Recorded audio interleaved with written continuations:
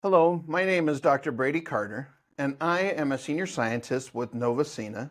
And today I'm going to be talking about how water activity can impact the shelf life of pharmaceutical products, as well as impact the safety and quality of those pharmaceutical products. So, what should you know about water activity in terms of its use in pharmaceuticals and in terms of being able to fully utilize its capabilities?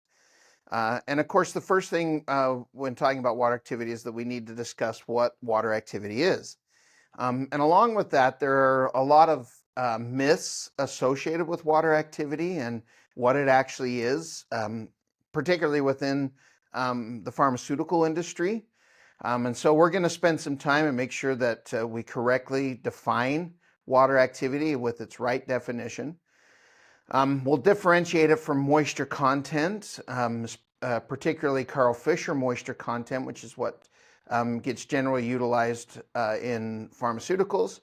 We'll talk about how you measure water activity, and then we'll talk about what the value actually means in terms of meeting government regulations, as well as ensuring product safety and quality for pharmaceutical products.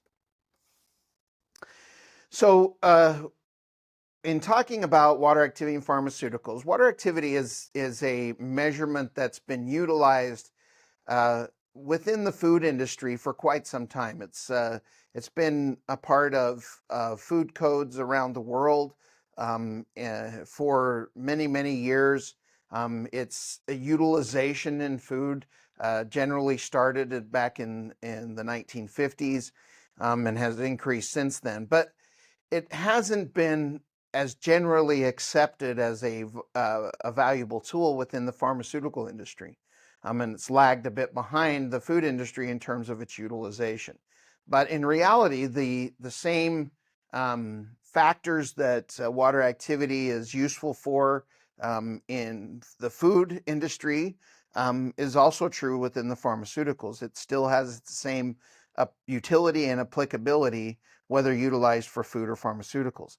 And so, as a consequence of not fully utilizing water activity within the pharmaceuticals, there's been times when there's probably been testing and wasted testing done on pharmaceutical products that wasn't really necessary because of the inability to utilize water activity as a justification for not having to do as much microbial testing or by not being able to ensure the long-term stability of products because of no water activity testing. And so there's also been an effort to try and introduce the implementation of water activity testing into the pharmaceutical industry over the last 10, 20 years. And that a lot of that started back in 2006 when USP 1112 was released. It was an informational chapter, but was not an official method. But as an informational chapter, it did provide some information in terms of the utilization of water activity within pharmaceuticals.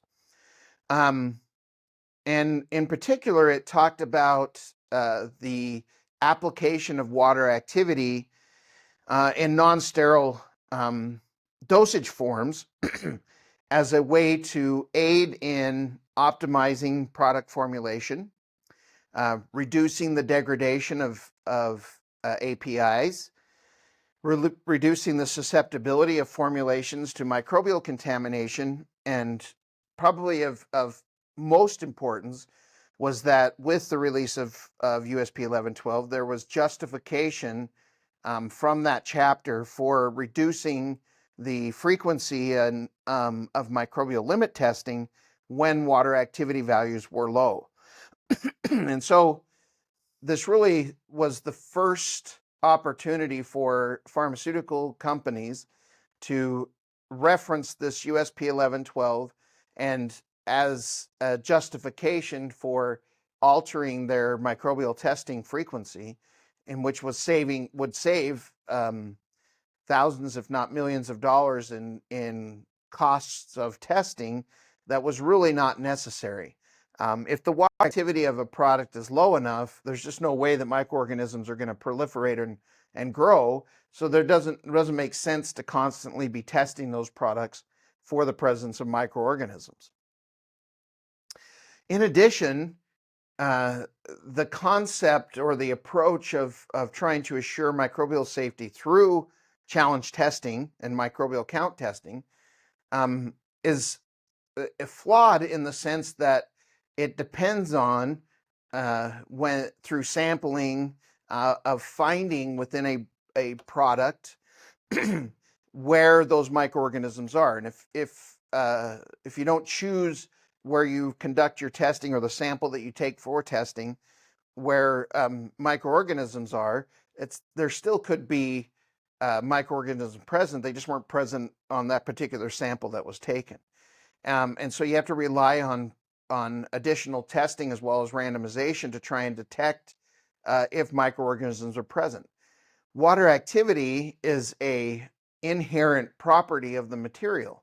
And so it's not, if you measure the water activity of a product and find that water activity is low, that means that none of that product is going to support growth because it's a property of the material itself. It's not dependent upon actually finding the organisms as a way of determining whether it's safe. So it requires less testing, but it also is a more effective way to ensure that the product is going to be safe. And so we'll talk about where those limits are in terms of microbial growth and how it's related to water activity as we move along. So that USP 1112 was published in 2006, and again, it was an informational chapter, but it was not an official USP method. But then in 2021, the USP released USP 922, which was now the official water activity method within the USP. And so this became official in 2021. And with this method, it now gives full ability to be able to utilize water activity within the pharmaceutical industry. That you can now reference USP 922 as how you measure water activity as well as why you measure water activity. So this method, if you obtain it and review it, what you'll find is that it contains a theoretical background of what water activity is. It talks about some factors that affect water activity. It covers the types of water activity instruments that you can use and how to qualify those meters, and as well as adds applications for water activity. A lot of those are similar to what's contained within USP 1112. So with this method now, you have no limitations or restrictions in terms of being able to utilize water activity within the pharmaceutical industry. Now, that, of course, is a USP method, but the USP methods often are adapted or taken as part of other pharmacopoeia, the European pharmacopoeia, the Asian pharmacopoeia, as well as if you are exporting any kind of pharmaceutical product to the U.S., then you would have to meet USP requirements or utilize USP as your standards documents anyway. And within pharmaceuticals, it's important to understand that these USP methods and chapters are simply guidance. Within pharmaceuticals, there is no specific regulation. It's that you have to create a safety program for your pharmaceutical product and utilize these USP methods and chapters as justification for how you establish your safety program for your product. And so these methods and this USP 922 now allows for companies to incorporate water activity testing as part of their drug safety program and as a justification within that program for reduced microbial testing. Okay, so let's talk about water activity. And to begin that discussion, let's first talk about what water is. And in order for us to discuss water activity, we need to know a little bit about water and what water is. And water, of course, is something that we're all very familiar with. Water is ubiquitous here on planet Earth. We encounter it in all three of its states: solid, liquid, and gas. Um, it's our most important solvent. Our bodies are primarily made up of it. We need it for life. Everything on Earth needs it for life. So it's a particularly important molecule, obviously, but it also is important as an ingredient, and oftentimes is the ingredient within a manufactured product that has the potential to cause the most problems, but as well as um, be beneficial and make the product what it's supposed to be. And the reason why water is so important for everything that we do is can be um, determined by its unique properties. Water as a molecule is a fairly simple molecule. It's an oxygen bonded to two hydrogens. Um, it's a polar molecule, so oxygen preferentially takes electrons away from those hydrogen um, molecules, and in so doing takes on a net negative 2 charge, and each of the hydrogens then has a positive charge. And as a consequence of that, water wants to interact with anything else that's polar, including other water molecules. And so if you have water, if you have a sample of water that if we had one in front of us and we were able to go down at the microscopic level, what we would see is that each of those water molecules, the oxygen of a water molecule would be associated with two hydrogens from two other water molecules, and each of its hydrogens would be associated with an oxygen from another water molecule. And these would form a structure with each water molecule having a tetrahedral 3D structure in terms of it interacting with other water molecules with oxygen at the center. And this is called hydrogen bonding, and it's what gives water some of its unique properties, such as that it has surface tension because of these interactions. Its thermal conductivity is different than what you would expect. Its melting point, its freezing point are all different than what you would predict based upon the type of molecule that it is. And it's because of this unique capability of it being small, as well as being able to hydrogen bond in a tetrahedral structure. But water also can interact with other materials, and it's that interaction with other materials that becomes of most importance to us when we talk about the application of water activity in manufactured products such as pharmaceuticals. And those other types of interactions are things like ionic bonds, dipole-dipole interactions, and van der Waal interactions, hydrogen bonding with other types of um, polar materials. And so these interactions, what happens is that a water molecule, as we see it, for that water molecule, there's a certain amount of energy stored within that water molecule, within its bonds, within its interactions between oxygen and hydrogen. There's a certain amount of chemical potential energy in that water molecule. When it undergoes interactions and these different bonds with other materials, there is a transfer of the energy of that water molecule into those interactions, so that the chemical potential energy stored in those bonds now is some of that is transferred and stored within the interactions that it's having with other materials. And this is a part of a conservation of energy rooted in the fundamentals of thermodynamics. And so that energy we call chemical potential energy, and we have a way to be able to define or determine what that chemical potential energy is for a given species. And in this case, we're talking about water. And the way that we do that is through something called Gibbs free energy equation, which is what the equation is that's shown on the screen. In this equation, what we see are a couple of elements. First of all, we see that what we're determining is the chemical potential energy of a species, in this case water, and that is equal to what the chemical potential energy is of that species in its pure state. So in the case of water, that would be the chemical potential energy of pure water.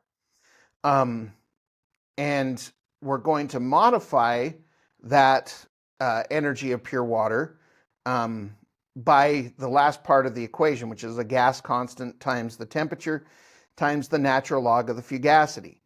So in our equation in determining the chemical potential energy, what we see is that the chemical potential energy of the material and of the pure substance is going to be a constant. So for water, that will be a constant value. And then the only thing that's going to cause it to change then is the last part of the equation. But within there, we have a couple other constants. We have the gas constant, so it's a constant. The temperature, if we control it and we don't allow it to change, it becomes a constant. And so within this equation, the only thing that would result in a difference in chemical potential energy is if that fugacity, or in this case, relative fugacity, were to change. So this is the fugacity of the current state versus the fugacity in the pure state of the pure substance. And it ends up, fugacity is just a way of being able to describe the escaping tendency of a material. So in the case of water, how readily or how able is water able to escape from or into the vapor phase? So the more capable it is to escape in the vapor phase is an indication of the higher chemical potential energy. And that makes sense in this, that if we think about, in order to escape into the vapor phase, that chemical potential energy has to be transferred into kinetic energy, enough kinetic energy for that molecule to be able to escape in the vapor phase. If it ends up that the relative escaping tendency of water is equal to that of the pure substance, then this fugacity, relative fugacity term would become 1. The natural log of 1 is 0, in which case the chemical potential energy would be equal to that of it in the pure substance, which would only occur if you were dealing with pure water. If that relative fugacity starts to go down and is reduced because there's less water that's able to escape in the vapor phase than there would be if you were dealing with pure water, that results in there being a subsequent reduction in chemical potential energy. Well, this fugacity term, we could alternate that with a different term, which is activity. And so in this case, that would be water activity. So water activity actually is related to the escaping tendency of water. And if we plug water activity into this equation and replace in place of the relative fugacity, then what we see is that the chemical potential energy is directly proportional to the water activity. So when we are looking at water activity, we actually are looking at, as a consequence, the chemical potential energy of water. So if we apply that further, then what we see is that water activity, which we measure as the partial pressure of water above a sample at a certain temperature divided by the vapor pressure of water at that temperature, or what we call the saturated vapor pressure, and that ratio becomes water activity, then by measuring water activity, we are actually measuring the chemical potential energy of water. And so that's how we correctly define it. That water activity is a measure of the energy status of the water in the system as derived from Gibbs' free energy equation. And the way that we measure that is by tracking vapor pressures. As water molecules are more readily able to escape into the vapor phase, then if we put a product into a sealed chamber and we allow it to sit there, the more energy there is in water molecules on an average, the more water molecules that will have the capability to escape into the vapor phase, and you'll have a higher vapor pressure above that sample. If you have interactions with those water molecules that are occurring in the product such that there's a transfer of energy from the water molecule into those interactions, thus reducing its chemical potential energy, then there wouldn't be as many water molecules who had enough chemical potential energy to escape into the vapor phase, and you'd see a reduction in vapor pressure. So that's how we can track what that energy of water is by tracking what the vapor pressure is over a sample. And so you'll notice that not at any time in defining water activity and talking about it have I used the terms free water or available water or bound water. And that's because those terms don't actually define what water activity is. Activity is not a measure of free water. for a couple of reasons. Number one, free is not a scientifically defined term and can mean different things to different people. In reality, if you look at the official method within pharmaceuticals to measure free water, what you do is you take a sample and you subject it to a certain temperature, and then you subject it to a higher temperature, and the difference between the two you call free water. And that doesn't have anything to do with water activity. So it's really important to not confuse what water activity is by trying to use these terms free and bound. And so we stay away from them in defining water activity. Instead, we talk about energy of water when we're talking about water activity. And water activity is related to relative humidity. So when we measure the relative humidity of an environment or a room, what we measure is the relative vapor pressure in comparison to the saturated vapor pressure. So how much water is in the air in comparison to when it would be in a state of saturation. And so it becomes a percentage of how close you are to saturation. And that's essentially what we're measuring in water activity, except in a state of equilibrium. So we're measuring that vapor pressure divided by the saturated pressure, but in a sealed container where you've achieved vapor equilibrium. So it's most correct to say that equilibrium relative humidity, if it were measured, would be the same thing as water activity. But they are important that those things are related, because the relative humidity of the environment is impacting the water activity of products that are exposed to it.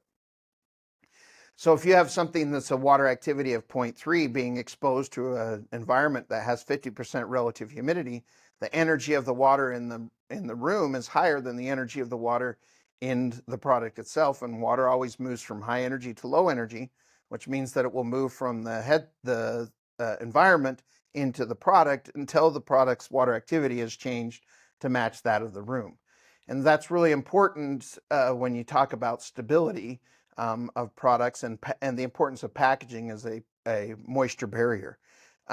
What it's really doing is preventing exchange between your product and the room when they're at different water activity / relative humidities. So to further show what water activity is, if we take a product, this could be food, it could be pharmaceutical product, and we put it inside of a sealed chamber, and we allow that product to come to equilibrium, so which will take some time, but over time there'll be water molecules based on their energy that are able to escape in the vapor phase. Now, water molecules are in a constant state of flux, so there's not one water molecule doesn't get in the headspace and just stay there. It uses its energy to get up there, and then as the energy is lost, it then condenses back into the product. What we're looking for is a steady state that would indicate equilibrium, such that every time a water molecule goes into the headspace or into the vapor state, one goes back into the material, so that you have no net change in the number of water molecules in the vapor state over time. And so that's what we're trying to achieve, is equilibrium, so that we can measure what that vapor pressure is of water above the sample, to get an idea of what the energy of the water is in that sample relative to the energy of pure water. So we take that number, that vapor pressure above the sample, and we divide it by the vapor pressure of pure water. If we were to take pure water and put it in a sealed chamber, there would be a certain number of water molecules that went into the vapor state and exerted a pressure. In the case of water, that amount of, or those number of water molecules, or that pressure, is fully dictated by temperature. So as long as we know the temperature of the water, we know what that saturated vapor pressure is. So really the only thing we need to measure when we measure water activity is that partial pressure above the sample. And we do that using sensors that are able to detect what that relative humidity is in the chamber, and essentially measure equilibrium relative humidity, which then tells us what the water activity is. And so that's, again, back to our definition of water activity. What we're really trying to investigate here is that average energy of the water, so that we can have an understanding of what the water is going to do, what consequences it's going to have in the product itself. So some of the factors that dictate what that energy is. Again, keeping in mind that the way that there's energy change, or the way that the energy of water changes, is by there being a transfer of energy as energy is conserved. And that can happen, or anything that would impact the water's molecules' ability to be able to get into the vapor state. So we can classify those effects into three different categories. So we have colligative effects, or solute interactions. We have matrix effects, or surface interactions, and we have capillary effects. And the most important effect when it comes to manufactured products such as pharmaceuticals is the matrix effects. I mean, ultimately, it's a combination of all of these. It's why we can't effectively predict water activity just based on, say, what's actually in the product, because it's impossible to account for all these types of interactions. But as these interactions occur, they have an impact on what the energy of water is, which then impacts the other things that are happening in the product. So if we review again what we're doing when we measure water activity, we're measuring the partial pressure above a sample and dividing it by the saturated pressure. In order to be able to do that, we have to have a state of equilibrium. And so the test time, when we talk about test time in terms of water activity, and that's a question, a most common question is, when somebody's considering water activity, is how long will my water activity test take? And everybody, of course, wants very fast test times. They want it to be accurate, and they want it to be fast. But unfortunately, in most cases, those two things are mutually exclusive. And so as a consequence, you have to be able to have an understanding and appreciation for how water activity is measured to have an understanding of what impact that has on test time. But for sure, water activity, we can't just say generally that water activity is a 5-minute or less test, because that's not true. It will depend on the material that you're testing and how long it takes for water to be able to escape in the vapor phase. It certainly cannot be measured in 1 minute. So any kind of offering of 1-minute water activity, that means that some sort of a predictive method or quick method is being used where the water activity is not actually measured, it's predicted.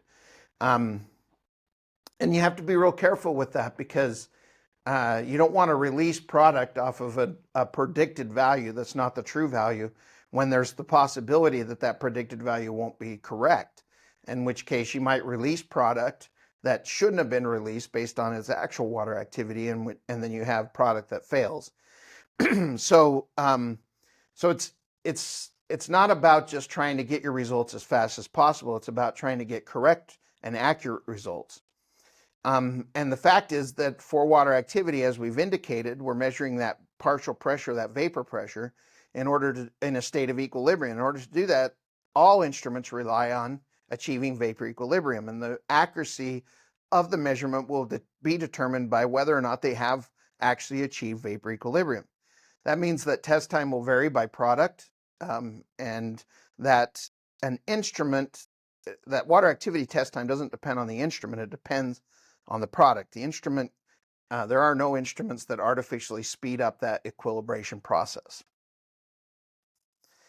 So you can imagine that if you have one product that has a lot of polar materials in it, like starch and sugar, water molecules can move through those without any real problems. And so test time for that type of product may be 8 to 10 minutes. Whereas if we have product 2 where we have high amounts of fat, or maybe we have a hard surface like a coating, or if we have crystalline materials, such as some types of excipients, with those types of products, water has a much harder time moving through the matrix, because it doesn't want to interact with hydrophobic materials, or crystal lattices won't readily let water move through them. And so those types of materials can take a longer time to test, whereas you might have test times with these products of 20 minutes to 30 minutes. And again, that's dictated by the product, not by the instrument.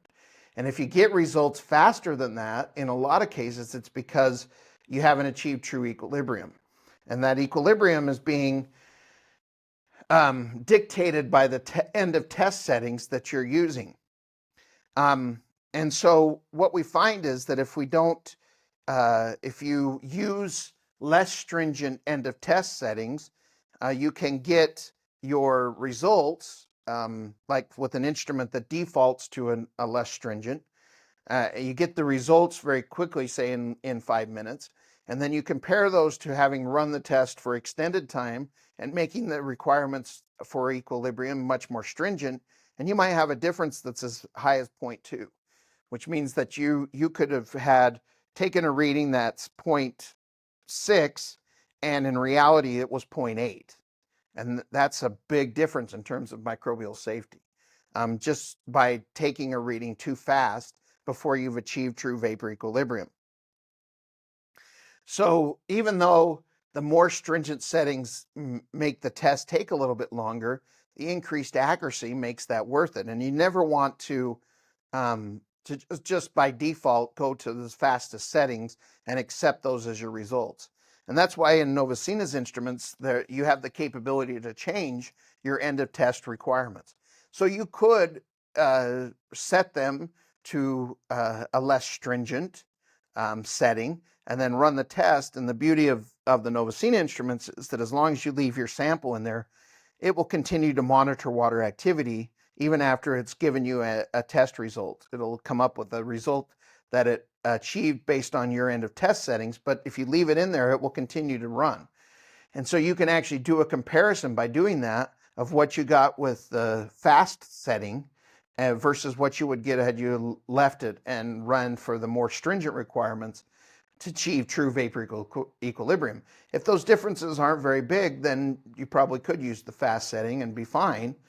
But you have an understanding of what the consequences would be, as opposed to just doing it blind and accepting the results with the chance that you're not using stringent settings, or that the instrument defaults to a less stringent setting because it wants to give you fast readings, so that then when they advertise that they can do a 5-minute test time, they can do a 5-minute test time because the settings aren't stringent.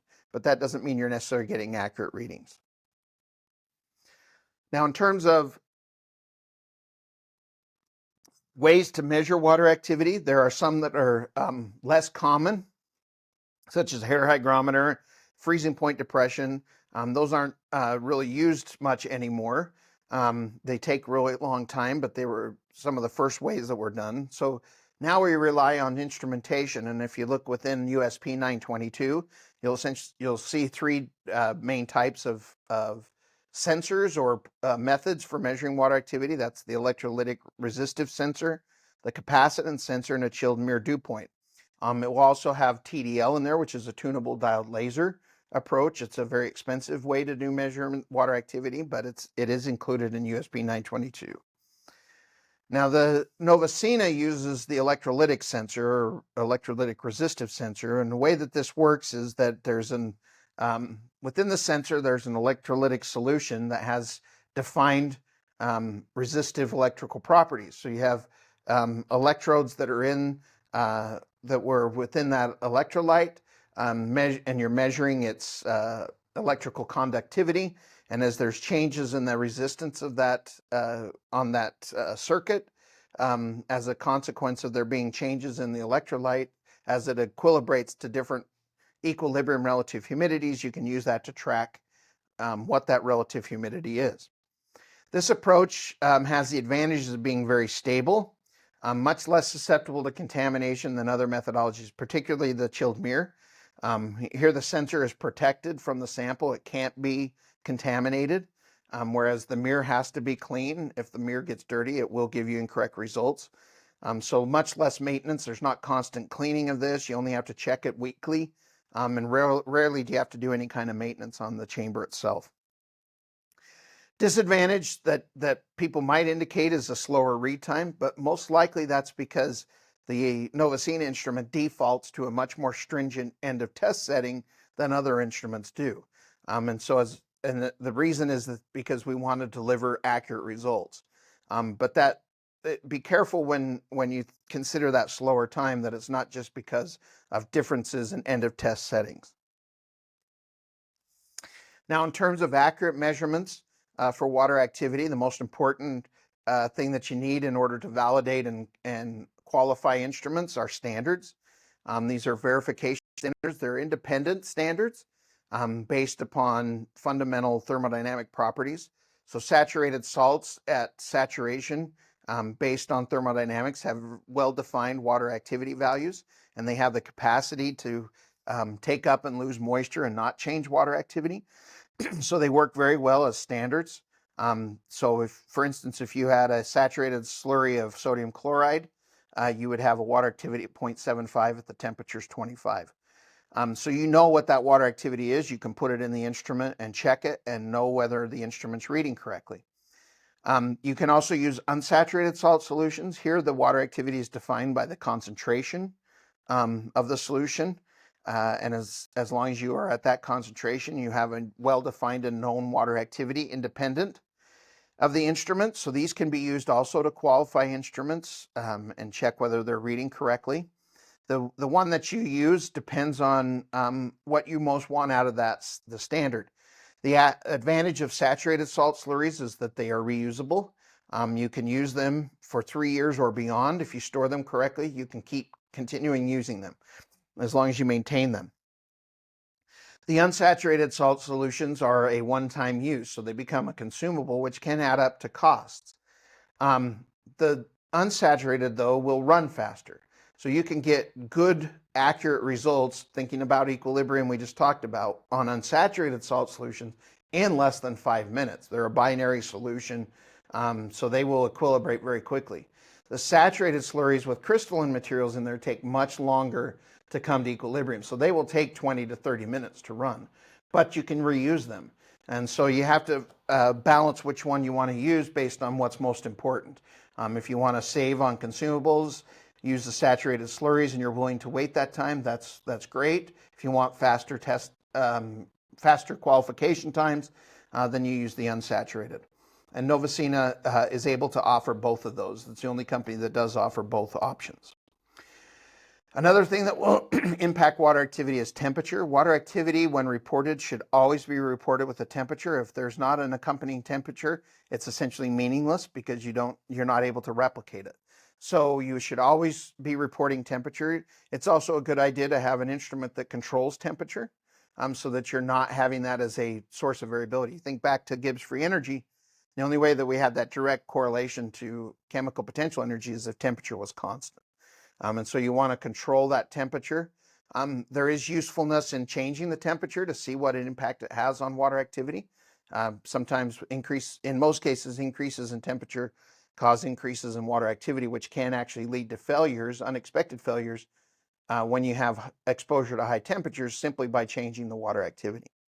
In addition, if you put the sample in at a temperature that's significantly different from the temperature of the instrument, that can extend your test times because they have to come to thermal equilibrium before you can determine vapor equilibrium.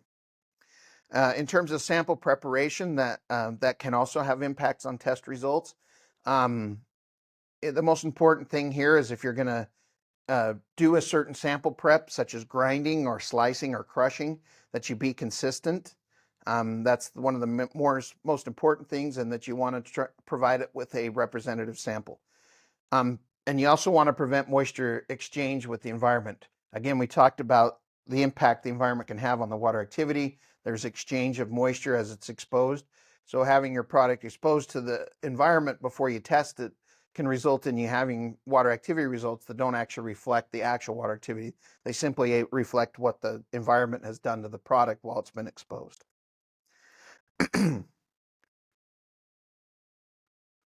So in terms of water activity sample prep, again, you want something that represents what you're actually sending to the consumer in its final form.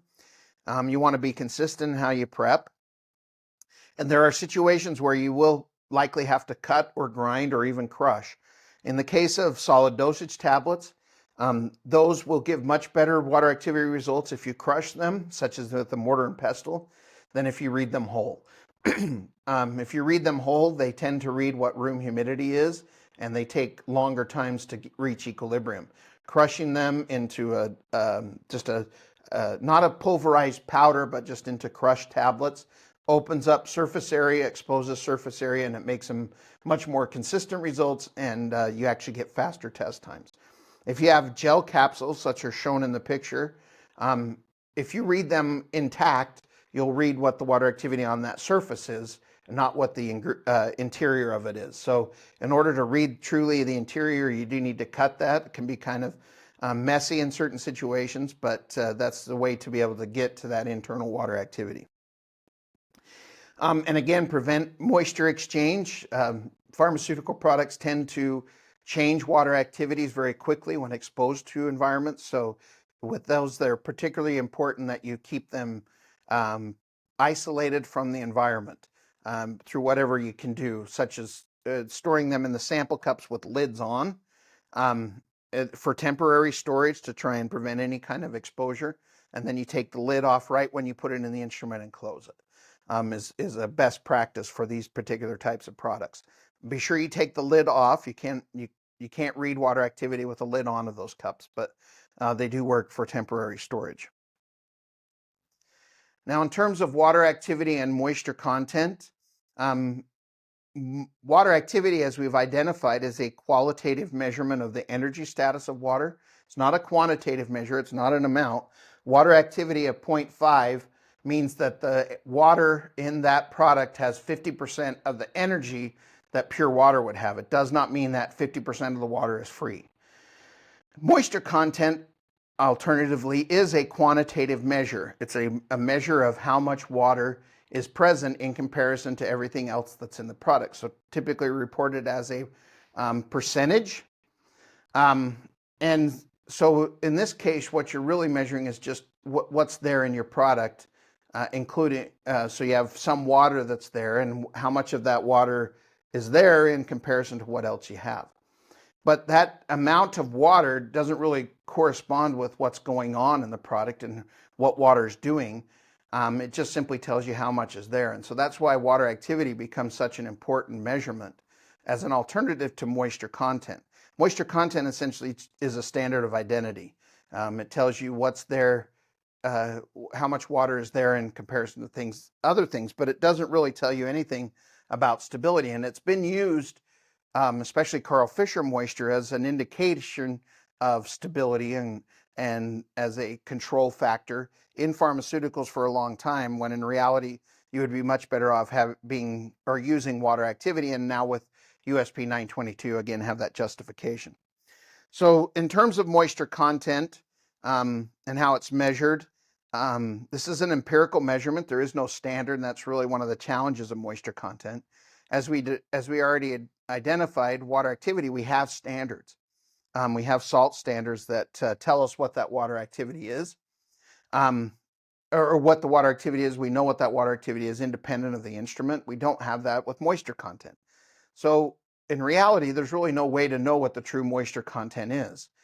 We simply can just rely on consistency, which is difficult to achieve especially if someone's using two different methods for measuring moisture. Each one will give its own answer, and it's really difficult to get those in often cases to match up. So really you can only rely on it as a consistent measurement within your methodology and your product. The primary methods for measuring moisture content, the one that's most commonly used is what's called a loss on drying. This is where you measure the wet weight of the product, and then you dry it at a certain temperature, and then you measure it at when it's dried. The difference between the two would be water lost, and then you divide that by typically the total weight of the sample. The problem with this is that things other than water come out of samples at elevated temperatures, and so you don't have any way of truly knowing whether that's water or not. That's why we use the term moisture with that primary method of loss on drying, because that roughly is defined as whatever comes out of the sample at elevated temperatures. Now, within pharmaceuticals, as an attempt to try and overcome those issues, you might use a Carl Fisher. And Carl Fisher is considered, especially within pharmaceuticals, as the more pure way of doing water content. because it's a reaction that involves water, and so it's specific to water. And so you can eliminate some of the problems that are associated with loss on drying by going to this titration method. But there still are challenges associated with that in getting consistent answers, such as the solvent that you use and the methodology. But still, even with a Carl Fisher, it's simply telling you how much water is present, not what the water is doing. That's, again, water activity. Now, moisture content and water activity are related to each other through what's called the moisture absorption isotherm. The important thing about this relationship is that it's unique to each type of product and it's never linear. And so we can't just assume a one-to-one relationship between uptake of water as a quantitative measure and its energy. Because, again, there are different materials in different products. Water is interacting with these materials, and when you bring water molecules in, whether or not that water molecule has something to interact with that would result in a transfer of energy is dictated by what the matrix is, what's actually in the product. So each one of them is going to have a little bit different shape.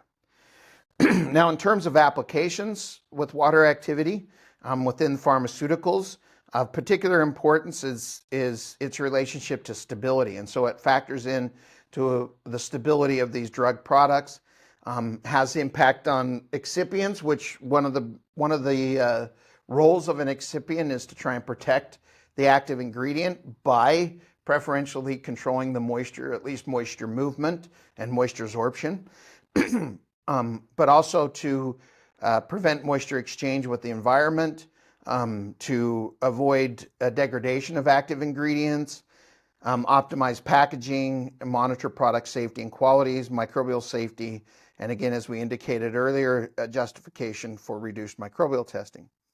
So if we go through these each individually, for excipient selection, the main things here we're talking about is to use a crystalline excipient or an amorphous excipient.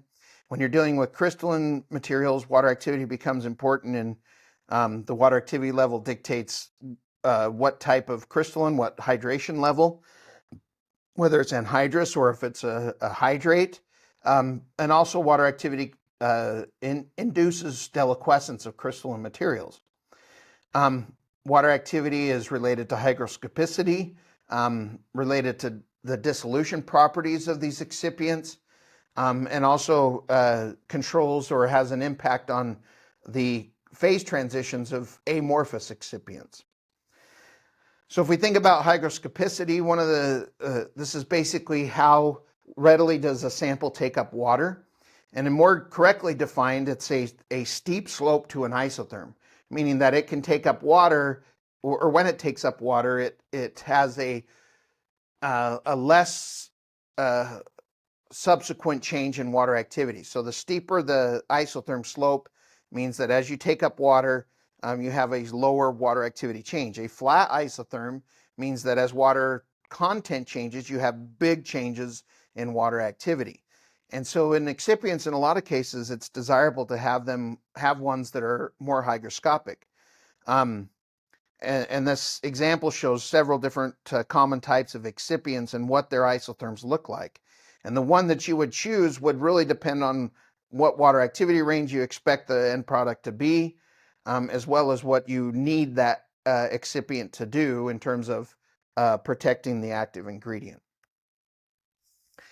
Dissolution is another really important property of pharmaceutical products, especially solid dosage products, where that product needs to dissolve when it's supposed to, when it's in the gut, and not before that. And so there's lots of testing that is done on products to determine what that dissolution rate is.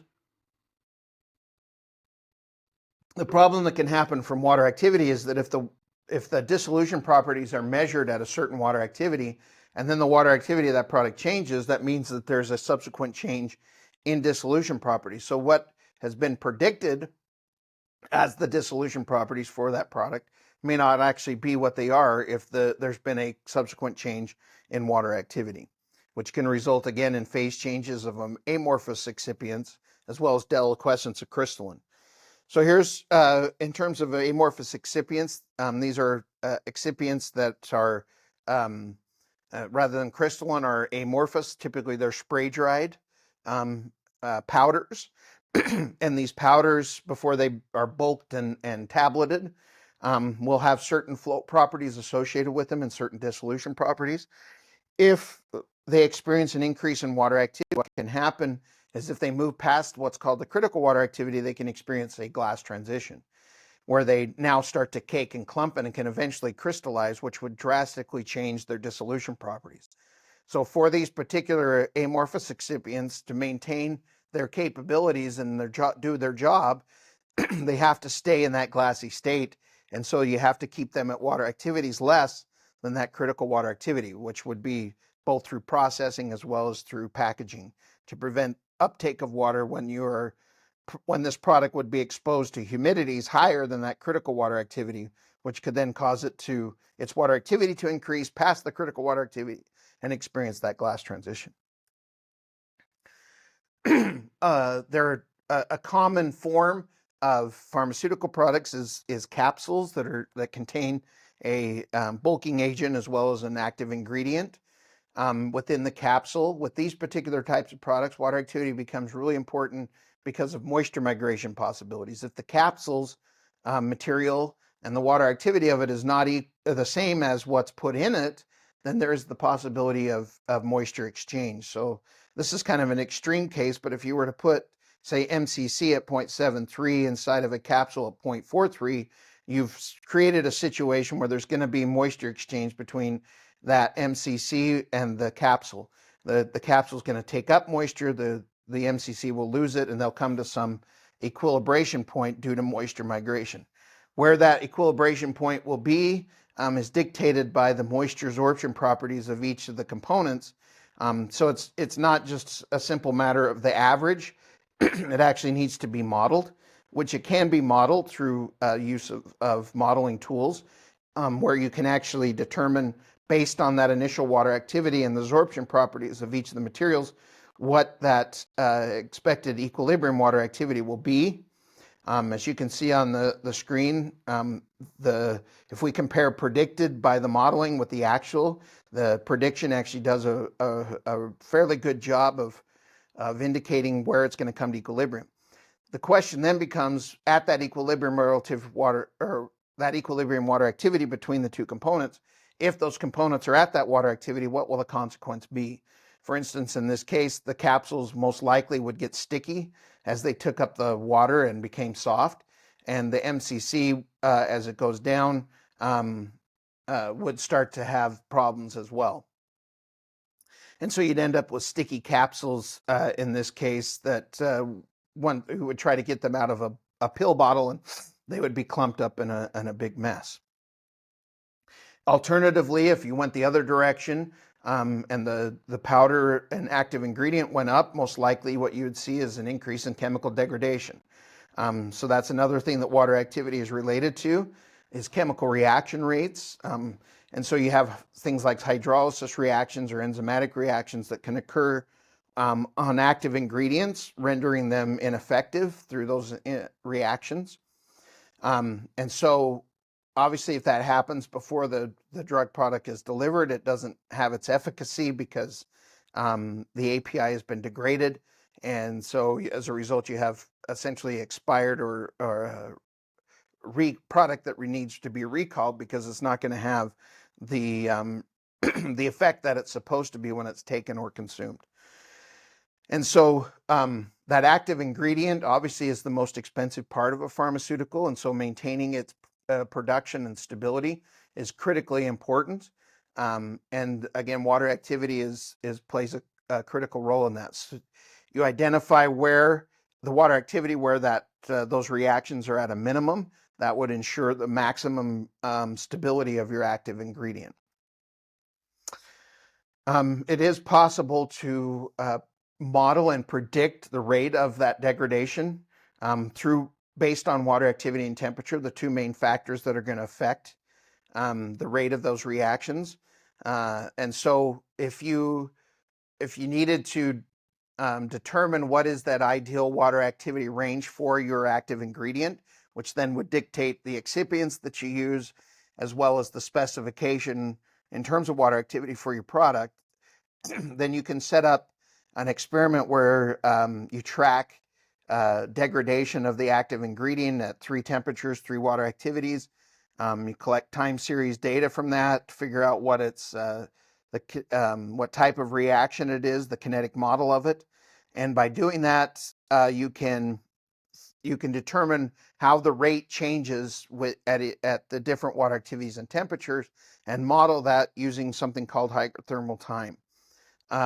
And by doing so, you can actually come up with an equation that will tell you the rate of reaction at any water activity and temperature. And then package optimization becomes really important. If you figure out what that ideal water activity is for your product, you need to keep it there regardless of what types of conditions it might encounter. Again, relative humidity, water activity being related. So then package permeability becomes really important and forces you to possibly use different packaging depending on where your product's going to go. Blister packs being one of the best in terms of moisture permeability, but also the most expensive. And so you don't want to over package. That's waste. So you understanding what package requirements you need is really important in maintaining that ideal water activity, but maximizing profitability. And then finally, USP 922 and USP 1112 talked a lot about the relationship between water and microbial safety. Below certain water activities where the energy has become too low, microorganisms can't grow. You can see some of those limits for the main groups of organisms. Below 0.7 is sort of the practical limit. That's where most molds stop. There are some things that grow between 0.7 and 0.6. They aren't common spoilage organisms, so we call 0.7 the practical limit. So if you can get your products below 0.7, water activity lowering doesn't kill organisms, but it prevents their proliferation. So if you had microbial challenge testing that showed